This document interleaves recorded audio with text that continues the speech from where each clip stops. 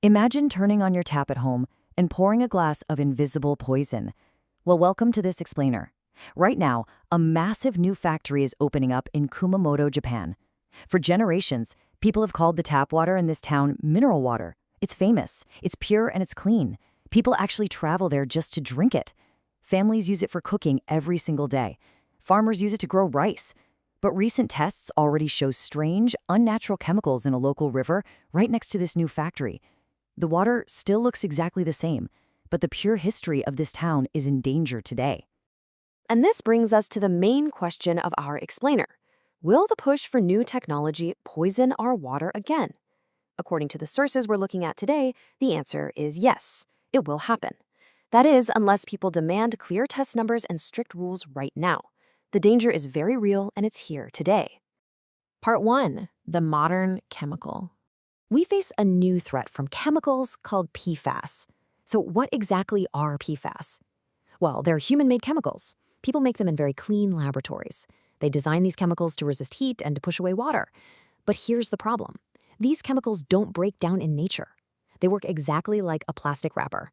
Imagine you throw a plastic wrapper on the ground in a forest. It stays there for many years. The hot sun beats down on it, the heavy rain falls on it, but that plastic wrapper doesn't go away. PFAS stay in the river water and in human bodies in the exact same way. The new factory in Kumamoto uses these exact chemicals. They use them to make small computer chips. These chips go right into our smartphones, they go into our new cars. We use these machines every single day. But the chemicals stay behind in the water. They flow down the river, and they enter the deep ground. Let's look at a real-world example from the source data. The factory uses a specific PFBS chemical. It's called PFBS. Recently, workers tested the water in a small river near the new factory. They took water samples back to a lab, then they compared the new water tests to the old tests. The old tests came from before the factory opened. The level of the chemical went up by nearly 10 times. A 10-time increase is a massive jump, and this is happening right now in real time.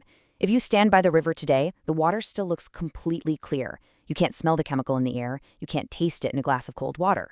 But the test numbers prove it's there. The numbers don't lie. Our sources argue that leaders must test the water every day. They say people can't drink promises. People drink water. Part 2. The historical ghost. You see, this specific region of Japan has a very dark past. Back in the 1950s, people noticed strange things happening near the sea. They saw strange animal behavior. Cats acted sick. Then, in 1956, doctors officially found a new human disease. People living in the fishing villages were getting very sick. But it took a very long time for the truth to come out. It took until 1968 for the national government to admit the real cause. A large chemical factory caused the disease. 12 full years passed between the first human case and the government admission. During those 12 years, the factory kept running.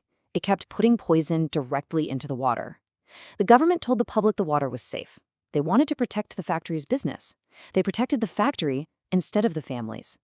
That old factory dumped liquid mercury into the sea. This resulted in terrible, real-world symptoms. Animals showed the very first signs. Cats ran in circles on the dirt roads. Birds fell straight from the sky. Then people caught fish from the sea. They brought the fish home, they cooked the fish for dinner, and they ate the fish. Then the poison hit the people. The symptoms were absolutely terrible. People couldn't walk down the street. Their legs simply stopped working. People couldn't speak to their families. Their voices failed. Mercury works exactly like a thief. A thief breaks into your house late at night. The thief steals your television and your money. Mercury slowly steals the nerves inside the human body. It took away their ability to move. It stole their health, and ultimately, it stole their lives. This is the heavy history of Minamata disease. The sources draw a sharp contrast between that dark past and our situation today. They compare the two times. In the past, Minamata disease meant high levels of poison. The sickness was very clear. People showed bad symptoms very quickly. Also, one single factory caused all the damage. The enemy was easy to see. But today, the situation with the new factory and PFAS is very different. The chemical levels in the water are currently lower. The physical harm is completely invisible to our eyes right now. Also, the modern computer chip business involves many different companies.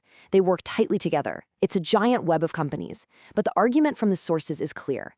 They argue society must treat invisible harm just as seriously as visible sickness. The sources state we can't wait for birds to fall from the sky again. We can't wait for people to lose their voices. Leaders must find the poison and stop it while it's still invisible.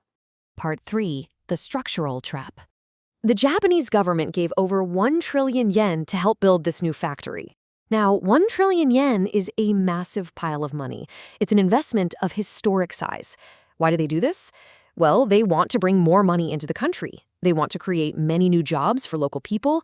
Small computer parts are incredibly important for the global economy today. Every country wants to build them. So the government wants this factory to succeed at all costs. But putting this much money into one single project works like driving a fast car with no brakes. Imagine you sit down in the car. You press the gas pedal to the floor. You go very fast and you feel very excited. You pass everyone else on the road. The wind blows in your face. But you can't stop the car if you see danger ahead on the road. The brakes don't work. That huge pile of money makes people want to ignore the danger. They only want to see the speed and the success. The source material offers a strong warning about this kind of success. The warning says, do not relax the watch when you are inside a story of success. Think about what happens when a town gets new jobs and new money. Everyone celebrates. Leaders cut ribbons, workers buy new houses, restaurants get full of happy customers. But when everyone celebrates a big win, we risk closing our eyes. We stop checking the river water. We might find bad test results and hide them in a desk drawer. We pretend the risk is zero because we want the good times to continue. Because the factory is such a big success, no one wants to stand up and report bad news. The sources argue this behavior is the biggest mistake a community can make. When the money is big, our eyes must be wide open. We must watch the water even closer than before. The success is exactly why we must be careful. Part 4. The final answer. So we return to our opening question. Will the push for new technology poison our water again? Based on the evidence and the sources, the answer is yes. It will happen if we let the fast car drive without brakes. It will happen if we hide the test numbers in a desk. But we have the power to stop it right now. Communities can demand open test results. People can force the factory to clean the water completely before it touches the river. We must protect the water before the water hurts us. We know the dark history of this region. We see the clear warning signs today. We can't wait for another 50 years to pass. We must act today. We must ask hard questions today. So what will you do to protect your water?